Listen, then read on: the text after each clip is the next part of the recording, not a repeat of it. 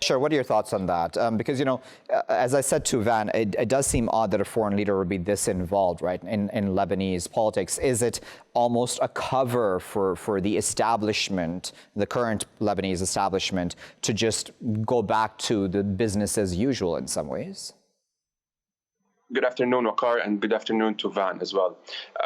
Well, to start with, and just a heads up, President Macron has, as Van mentioned, has been heavily involved in Lebanese politics. And I would take you to the incident that happened in November 2017. So Macron back then was on his way back from the UAE. He was attending the opening of the Louvre Museum. He passed by Riyadh. He made sure to get Saad al-Hariri out of Riyadh and bring him to Paris.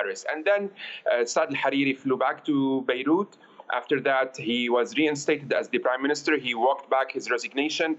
And then after that, the SAD conference, it's the donor mainly conference held in Paris, was the boost needed for both Saad al-Hariri, who became at that time France's main ally and France's basically man in Beirut, in addition to propping up the sectarian power-sharing arrangement, which France originally instated back in 1920 at the when Greater Lebanon was announced 100 years earlier.